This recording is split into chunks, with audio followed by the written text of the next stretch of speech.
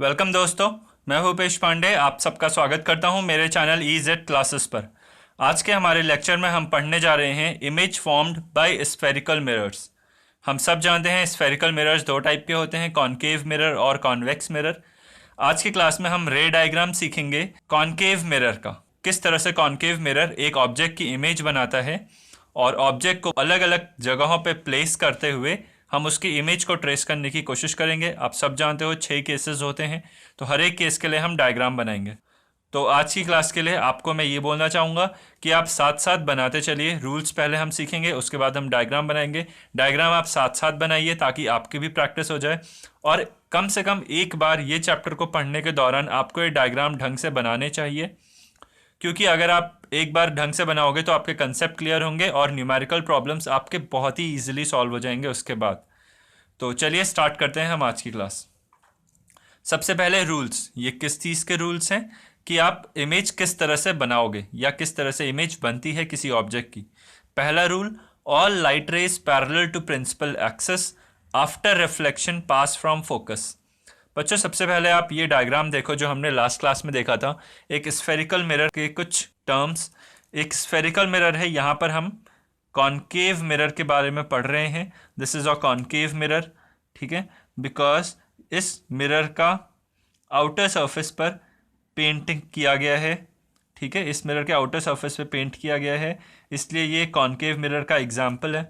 ठीक है, concave mirror ये एक स्फेरिकल मिरर क्यों है? क्योंकि ये एक इमेजिनरी स्फीयर का एक पार्ट है, इसलिए कॉनकेव मिरर है, इसलिए स्फेरिकल मिरर है। एक पॉइंट जो कि इस इमेजिनरी स्फीयर का सेंटर है उसको बोलते हैं सेंटर ऑफ कर्वेचर। ठीक है, मिरर पे जो सेंट्रल पॉइंट होता है इसको बोलते हैं पोल। सेंटर ऑफ कर्वेचर से पोल तक के बीच की दूरी को कहते हैं रेडियस ऑफ कर्वेचर। ठीक है, radius of curvature is the distance. ठीक है, distance. Then centre of curvature और पोल का मिड पॉइंट में होता है फोकस। सारी लाइट रेज जो कि पैरेलल होती हैं प्रिंसिपल एक्सिस के, वो रिफ्लेक्ट होने के बाद फोकस से गुजरती हैं। तो फोकस और पोल के बीच की दूरी को फोकल लेंथ कहा जाता है। प्रिंसिपल एक्सिस एक इमेजिनरी लाइन होती है जो कि सेंटर ऑफ कर्वेचर, फोकस और पोल से गुजरती है। ये सब चीज़ हम पिछले लेक्चर में डिटेल में पढ़ चुके हैं। तो इस लेक्चर में हम रूल्स पढ़ रहे हैं किस तरह से आप इमेज फॉर्म करोगे। तो all light rays parallel to principal axis after reflection pass from focus, ये पहला रूल आपको याद रखना है कि सारी लाइट रेज जो कि प्रिंसिपल एक्सिस के पैरेलल होती हैं वो रिफ्लेक्शन के बाद फोकस से गुजर जाएंगी। All light rays passing from focus after reflection become parallel to principal axis. ये वाला रूल फर्स्ट रूल के जस्ट अपोजिट है। अगर कोई लाइट रे पहले से फोकस से गुजर रही है, ठीक है, तो रिफ्लेक्ट होने के बाद वो पैरेलल हो जाएगी प्रिंसिपल एक्सिस के। ये दो रूल सिंपल याद रखना। अगर कोई लाइट रे पैरेलल होगी प्रिंसिपल एक्सिस के तो टकराने के बाद मिरर से फोकस से गुजरेगी। अगर पहले से फोकस से गुजरते हुए आ रही है तो टकराने के बाद मिरर से वो लाइट रे पैरेलल हो जाएगी प्रिंसिपल एक्सिस के। थर्ड रूल आपको ये याद रखना है कि all light rays passing from centre of curvature after reflection retrace its path. मतलब अगर कोई लाइट रे ऐसी है जो कि सेंटर ऑफ कर्वेचर से गुजर रही है, ठीक है, कोई लाइट रे ऐसी है जो सेंटर ऑफ कर्वेचर से गुजर रही है, तो टकराने के बाद वो लाइट रे अपने रास्ते पे वापस आ जाती है। ठीक है, आपको ये याद रखना है कि कोई लाइट रे अगर है जो पहले से सेंटर ऑफ कर्वेचर से गुजर रही है तो मिरर से टकराने के बाद वो वापस अपने रास्ते को ट्रेस करते हुए आ जाती है। तो ये तीन रूल आपको याद रखने हैं। उसके बाद एक चीज़ और, कुछ फैक्ट वाली बातें हैं जो आपको पहले से पता होनी चाहिए। Focal length radius of curvature का आधा होता है। ये बात पिछले लेक्चर में मैंने आपको बताई थी लेकिन मैथमेटिकली लिखी नहीं थी, तो ये बात आप याद रखना कि फोकल लेंथ हमेशा, focal length is the distance, radius of curvature is centre of curvature to mirror. ठीक है, तो फोकल लेंथ हमेशा रेडियस ऑफ कर्वेचर का आधा होता है। और दूसरा बात, focal length of a plane mirror infinite होता है। ये 1 नंबर के जितने क्वेश्चंस आते हैं आपके बोर्ड एग्जाम में उसमें काम आता है। अब ऐसा इनफाइनाइट क्यों होता है प्लेन मिरर का फोकल लेंथ, उसका भी रीज़न देख लो। अगर एक मिरर है जिसका कर्व इस तरह से, मतलब उसका इमेजिनरी स्फीयर ऐसे कंप्लीट होता, तो सेंटर ऑफ कर्वेचर कुछ यहाँ होता और फोकस कुछ यहाँ होता, तो फोकल लेंथ इतना होता। ठीक है, समझ में आ रहा है? अब मैंने क्या करा, एक बड़े स्फीयर का एक टुकड़ा लिया, मतलब एक ये वाला स्फीयर लिया। ठीक है, ये वाला एक मिरर लिया। अब ये वाला मिरर एक बड़े स्फीयर का टुकड़ा है, तो इसका सेंटर ऑफ कर्वेचर यहाँ, फोकस यहाँ, मतलब फोकल लेंथ की दूरी अब थोड़ी बड़ी हो गई। अगर आप और बड़े कर्वेचर का मिरर लो, ठीक है, तो वो और बड़े स्फीयर का पार्ट होगा जिसका सेंटर ऑफ कर्वेचर दूर होगा, फोकल लेंथ और बड़ा हो जाएगा। तो करते करते जैसे जैसे आप कर्वेचर अपने मिरर का बढ़ाते चले जा रहे हो, ठीक है, तो एक केस आएगा जब मिरर आपका प्लेन हो जाएगा। जब प्लेन मिरर की आप बात करते हो तो उसका आप ये अज्यूम करते हो कि ये एक इतने बड़े स्फीयर का पार्ट है जिसका रेडियस इन्फानाइट है, ये एक इन्फानाइटली लॉन्ग बड़े स्फीयर का पार्ट है, ठीक है। तो अब इसका रेडियस ऑफ कर्वेचर इन्फानाइट हो जाएगा, और रेडियस ऑफ कर्वेचर इन्फानाइट होने की वजह से फोकल लेंथ इन्फानाइट हो जाएगा, because infinity upon 2 is again infinity. तो इस बात से याद रखना, focal length of a plane mirror is infinite. अब हम रे डायग्राम्स पे चलते हैं बच्चों। 6 केसेस होते हैं और जल्दी जल्दी एक एक करके सारे केसेस ड्रॉ करते हैं। तो फर्स्ट केस हमारे पास क्या होता है, आप सब जानते हो, when the object is placed at infinity. ये क्या है, ऑब्जेक्ट की पोजीशन, ऑब्जेक्ट इज प्लेस्ड, ठीक है। ये सारी मैं ऑब्जेक्ट की पोजीशन बता रहा हूँ। ऑब्जेक्ट पहले केस में इन्फिनिटी पे रखा रहेगा, सेकेंड केस में ऑब्जेक्ट कहाँ रहेगा, beyond C, beyond centre of curvature. Third case होगा हमारा ऑब्जेक्ट होगा एट सेंटर ऑफ कर्वेचर, ठीक है। एंड फोर्थ केस हमारा ले रहे हैं हम, ऑब्जेक्ट हमने रखा between centre of curvature and focus. आप वो डायग्राम याद रखना जो हमने अभी पीछे पेज में देखा, और उसमें पॉइंट्स देखो, सेंटर ऑफ कर्वेचर कहाँ है, फोकस कहाँ है, पोल कहाँ है, तो उसी बेसिस पर हम डायग्राम बना रहे हैं। तो सबसे पहला डायग्राम बनाने के लिए आप सबसे पहले एक काम करिए, आपको एक प्रिंसिपल एक्सेस बनानी पड़ेगी। तो हम क्या करते हैं, हम एक प्रिंसिपल एक्सेस बनाते हैं, ठीक है। अब यही काम आपको सारे डायग्राम्स में करना होगा। इसके बाद बच्चों हम क्या करेंगे, हम एक मिरर बनाएंगे। कौन सा mirror, concave mirror. Concave mirror बनाएंगे और उसका सेंटर ऑफ कर्वेचर और फोकस ये सब पॉइंट्स मार्क करेंगे। अब उसके लिए कई बच्चे क्या करते हैं, वो रफली ड्रॉ कर देते हैं, ठीक है। आपने भी रफली ड्रॉ किया होगा। रफली ड्रॉ आप तब कर सकते हो जब आपने एक बार ढंग से प्रैक्टिस कर ली, क्योंकि तब आपको आदत हो जाएगी और पता रहेगा, वरना आपको याद रखना पड़ेगा हर एक चीज़ें, ठीक है। और जो हम याद करते हैं वो अक्सर भूल जाते हैं। तो प्रैक्टिस करो एक बार, तो वो परमानेंटली हमारे खून में बस जाता है, वो फिर हम कभी नहीं भूलते, ठीक है। तो चलिए एक बार ड्रॉ करते हैं। तो हम क्या कर रहे हैं, 6 सेंटीमीटर रेडियस का अपना रेडियस ऑफ कर्वेचर बना रहे हैं। तो पहला डायग्राम हम बनाते हैं। यहाँ पर हमारा हो जाएगा सेंटर ऑफ कर्वेचर और यहाँ पर हमारा हो जाएगा मिरर, ठीक है। This is our first diagram, और यही काम आप बाकी सबके साथ भी कर लो। अब इन सारे डायग्राम्स में आपको ये पॉइंट्स पता होने चाहिए। अब फर्स्ट केस में हमने ऑब्जेक्ट को रखा है एट इन्फिनिटी। इन्फिनिटी से अगर लाइट रेज आती हैं तो आप उसको शो करोगे एज पैरेलल लाइट रेज, ठीक है, एज डॉटेड लाइट रेज आप शो करो, और फिर उसको इस तरीके से इंडिकेट करो अपने डायग्राम पर, ठीक है, ऐसे।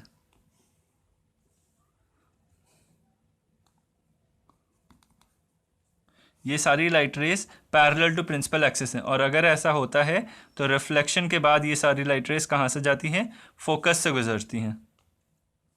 ये हम पहला रूल हमने पढ़ा था। तो फर्स्ट डायग्राम हमारा इस तरीके से बन जाएगा कि सारी लाइट रेज जो आ रही हैं इन्फिनिटी से, ठीक है, वो आफ्टर रिफ्लेक्शन कहाँ से गुजर जाएंगी, फोकस से, सबकी सब फोकस से कट करते हुए निकल जाएंगी, ठीक है। तो this is our first diagram. तो ऑब्जेक्ट कहाँ रखा, एट इन्फिनिटी। इमेज की बात अगर आप बोलते हो तो इमेज के बारे में आप क्या बोल सकते हो, इमेज कैसी है, पॉइंट साइज्ड इमेज। कहाँ पर है, एट फोकस, ठीक है। कैसी इमेज है, real and point size. Real क्यों, because actual light rays meet कर रही हैं, ठीक है, इस वजह से रियल इमेज फॉर्म होती है।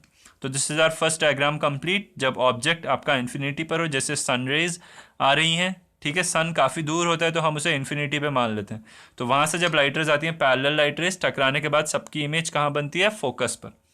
Coming to next diagram. Next diagram में ऑब्जेक्ट हमारा होता है बियॉन्ड सी। बियॉन्ड सी मतलब सेंटर ऑफ कर्वेचर से थोड़ा दूर। तो सेंटर ऑफ कर्वेचर से थोड़ा दूर हम अपना ऑब्जेक्ट बनाते हैं। तो मान लेते हैं ये हमारा ऑब्जेक्ट, ठीक है, दिस इज आवर ऑब्जेक्ट। अब इस ऑब्जेक्ट की हमें इमेज बनानी है, तो आप कैसे बनाओगे, सबसे पहले प्रिंसिपल एक्सिस के पैरेलल एक लाइट रे बनानी होती है, प्रिंसिपल एक्सिस के पैरेलल। एक लाइट रे बनानी होती है, बनाया, ठीक है। तो जो लाइट रे पैरेलल है प्रिंसिपल एक्सिस के, वो टकराने के बाद कहाँ से गुजरेगी? फोकस से, ये आप सब जानते हो। दूसरी, अगर वो फोकस से जा रही है, अगर वो फोकस से जा रही है तो टकराने के बाद वो क्या होगी? पैरेलल हो जाएगी प्रिंसिपल एक्सिस के। इस तरीके से वो चली जाएगी। तो आप देखो ये वाले पॉइंट की इमेज कहाँ पे बनेगी? जब भी हम किसी भी पॉइंट की इमेज बनाते हैं तो हम उस पॉइंट से कम दो लाइट रेज निकालते हैं, ये हमें पता था। तो हमने दो लाइट रेज का इस्तेमाल किया, तो जहाँ पर ये दोनों लाइट रेज इंटरसेक्ट करेंगी, ठीक है, इस पॉइंट पर बन जाएगी हमारी फाइनल इमेज। और किस टाइप की इमेज? इन्वर्टेड। क्यों इन्वर्टेड? बिकॉज इस एरो की इमेज बनेगी यहाँ पर, तो एरो यहाँ पर है तो इसकी इमेज यहाँ बनेगी, तो एरो नीचे हो गया, इसलिए इन्वर्टेड इमेज। तो अगर ये ऑब्जेक्ट है ए बी, तो इसकी इमेज बन जाएगी ए डैश बी डैश, ठीक है। तो अब आप इसके इमेज के बारे में क्या बोल सकते हो? इमेज जब ऑब्जेक्ट रखा होता है बियॉन्ड सी, तो इमेज कहाँ पे बनती है? Between focus and centre of curvature. कैसी इमेज होती है? रियल, इन्वर्टेड, और क्या बोल सकते हो? Smaller than the object, smaller than the object, ठीक है। तो ये हमारा सेकंड केस कंप्लीट होता है। अब ये हमारा ऑब्जेक्ट रखा है और इस केस में ऑब्जेक्ट हमारा सेंटर ऑफ कर्वेचर पर है, थर्ड केस, ठीक है।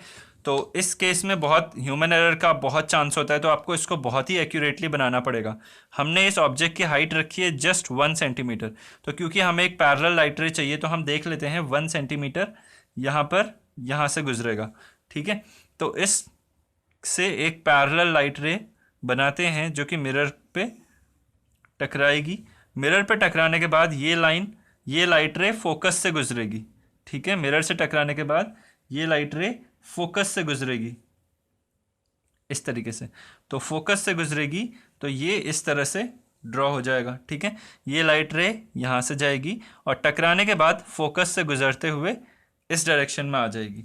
नेक्स्ट, जब वो फोकस से गुजर रही थी, ठीक है, नेक्स्ट जब वो फोकस से गुजर रही थी लाइट रे, ठीक, तो टकराने के बाद अब वो पैरेलल हो जाएगी टू आर मिरर, ठीक है। टकराने के बाद अब वो पैरेलल हो जाएगी टू प्रिंसिपल एक्सिस, ठीक है।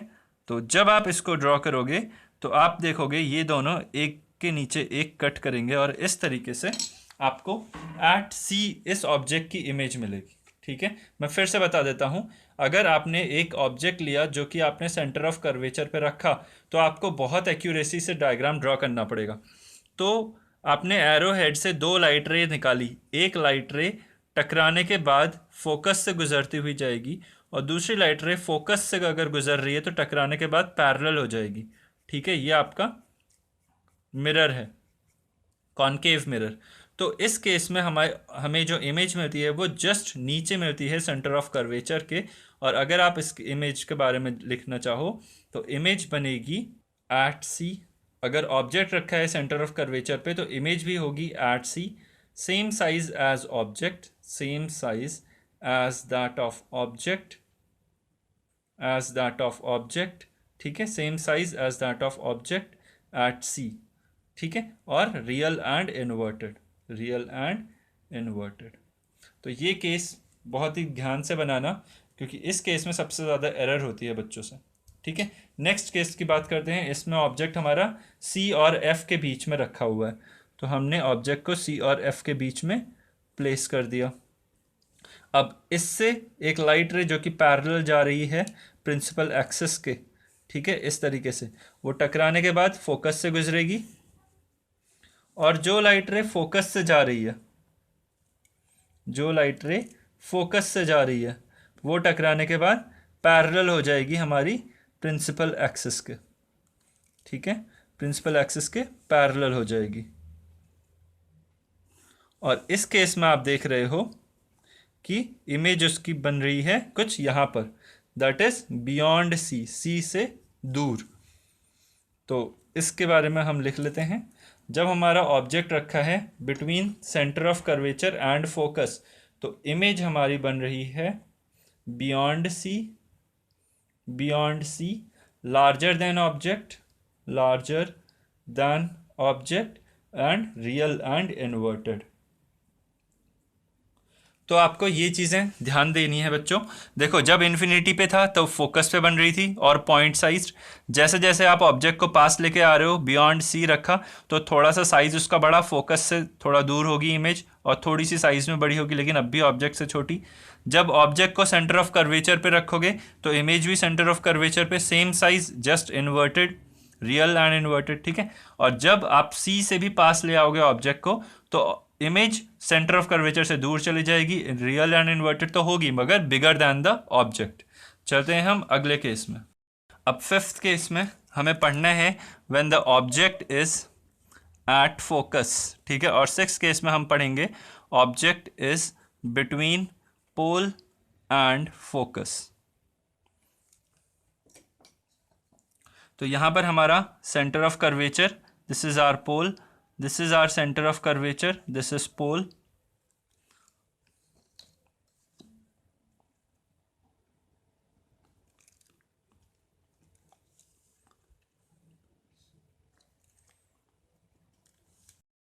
और यहां पर हमारा फोकस।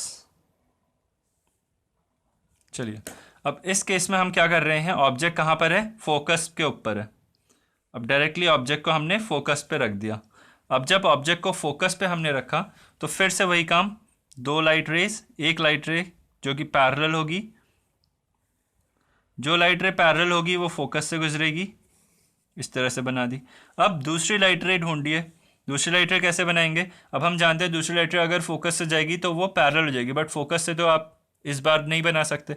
तो अब हम क्या करेंगे, हम तीसरा रूल पढ़ेंगे कि कोई लाइट रे अगर सेंटर ऑफ कर्वेचर से गुजरती है तो वो अपने ही रास्ते पे वापस आ जाती है। तो सेंटर ऑफ कर्वेचर और मिरर को ज्वाइन करने वाली एक लाइट रे आप देख रहे हो। तो अगर यहाँ से एक लाइट रे ऑब्जेक्ट के इस पॉइंट से लाइट रे गई मिरर तक, ठीक है, इस रास्ते से, तो वो इसी रास्ते पे वापस आके इस तरह से चली जाएगी, ठीक है। तो अगर लाइट रे इस डायरेक्शन में गई तो टकराने के बाद वो इसी डायरेक्शन में वापस आ जाएगी इस तरीके से। और ये हम जानते हैं कि किसी भी ऑब्जेक्ट के किसी पॉइंट से हर डायरेक्शन में लाइट रेज निकलती हैं। हमें इमेज बनाने के लिए कम से कम दो लाइट रेज चाहिए होती हैं। तो हम कोई भी दो लाइट रेज उठा सकते हैं। हमारे पास 3 रूल्स होते हैं, उन रूल्स में से आप कोई भी 2 रूल का इस्तेमाल करके कोई भी डायग्राम बना सकते हैं।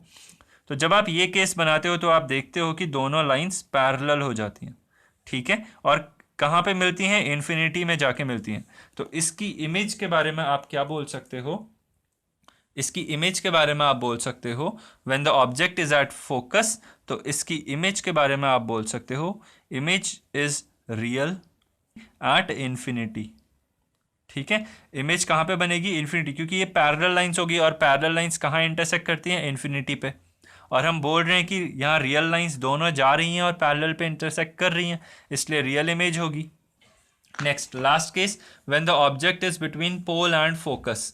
जब ऑब्जेक्ट पोल और फोकस के बीच में होगा, हम ऑब्जेक्ट बना देते हैं, ये हमारा ऑब्जेक्ट हो गया। अब इसकी लाइट रेस, एक लाइट रे पैरेलल बनाते हैं टू द प्रिंसिपल एक्सिस, वो रिफ्लेक्ट होने के बाद फोकस से गुजरेगी। दूसरी लाइट रे अब फोकस से तो गुजर नहीं सकती, तो हम क्या करते हैं, उसको सेंटर ऑफ कर्वेचर से गुजार देते हैं, ठीक है। तो सेंटर ऑफ कर्वेचर से जब वो गुजरेगी तो इस रास्ते से जो लाइट रे जाएगी इस रास्ते पे, मिरर पे टकराने के बाद वो इस रास्ते वापस आएगी। तो लाइट रेस इस तरह से वापस चली जाएंगी। बट अगर आप इनको देख रहे हो तो यहाँ पर ये लाइट रेस दूर जा रही हैं और यहाँ पर पास आ रही है। मतलब अगर आप इनको बैकवर्ड एक्स्ट्रापोलेट करो, ठीक है, इन लाइट रेस को पीछे की तरफ एक्स्ट्रापोलेट अगर आप करो तो आप ये देखोगे बच्चों कि ये दो लाइट रेस कहीं ना कहीं जाके इंटरसेक्ट कर रही हैं, ठीक है, इस पॉइंट पे जाके इंटरसेक्ट कर रही हैं। तो आपको अपीयर क्या होगा कि इनकी इमेज कहाँ फॉर्म हो रही है, यहाँ पर। और कैसी image, virtual image. Virtual image कहाँ पे बन रही है, behind the mirror, behind the mirror, ठीक है। कैसी बनेगी, इरेक्ट, जैसा ऑब्जेक्ट है वैसा ही सीधा इरेक्ट इमेज, ठीक है। क्यों ऐसा बन रहा है, क्योंकि आप अगर इसको देखोगे इससे अपने, तो आपको ये लगेगा कि दोनों लाइट रेस किसी इस पॉइंट से आ रही हैं, ठीक है। तो अगर ये ऑब्जेक्ट है ए बी तो इसकी इमेज हो जाएगी ए डैश बी डैश। तो ये हमारे 6 केसेस हो गए हैं of image formed by a concave mirror. तो इस लेक्चर में बस इतना ही। आज हमने 6 के 6 केसेस पढ़े कि एक कॉनकेव मिरर किस तरह से इमेज फॉर्म करता है जब आप ऑब्जेक्ट को अलग अलग जगहों पर उसके सामने रखते हो। तो इस लेक्चर में बस इतना ही। Hope you like the lecture. मिलते हैं हम लोग अपने नेक्स्ट लेक्चर में। तो thank you very much. Have a nice day.